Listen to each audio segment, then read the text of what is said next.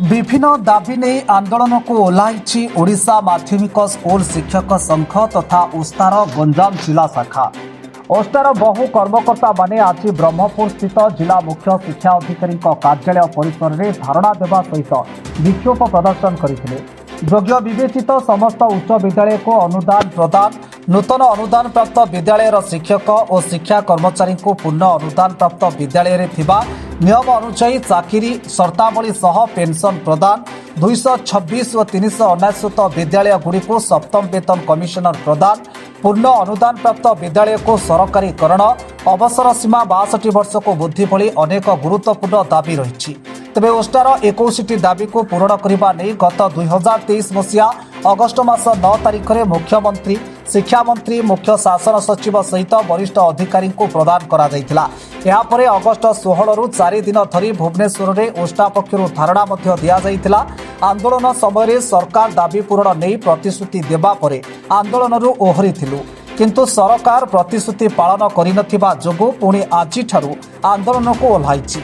खूब शीघ्र जदि दाबी पूरण न हुए तेबे आंदोलन को आहुरी जोरदार कराजिबो बोली चेतावनी देइछंती ओस्टा गंजाम शाखार संपादक। ए धारणा रे ओस्तार बहु कर्मकर्ता सामिल होइथिले।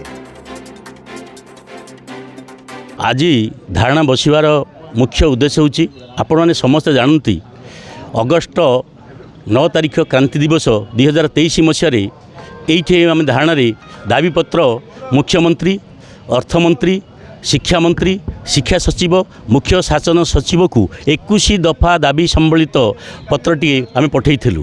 ता संगे संगे अगस्ट 16 तारिख में महासमावेश करी 16, 17, 18 धरी पीएम छकटे धारणा देलु एवं ये दाबी आमर धारणा देवा फल सरकार डाकी निष्पत्ति कले ये दाबी ये धारणा ओहरी जातु एवं आपणकर दाबी आम मिनिस्ट्रियल कमिटी पकई आलोचना करूँ एवं आपण दाबी पूर्ण करने निष्पत्ति नेबू।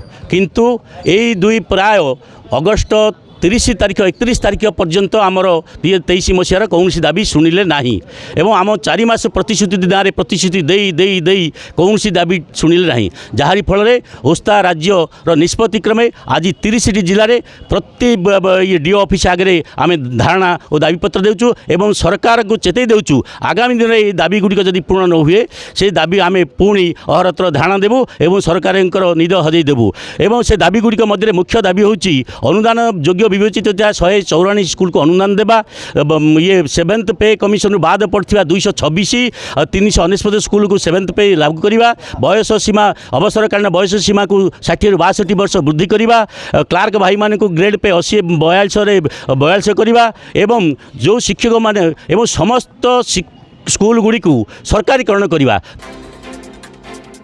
ब्यूरो रिपोर्ट विप्लवी परिक्रमा।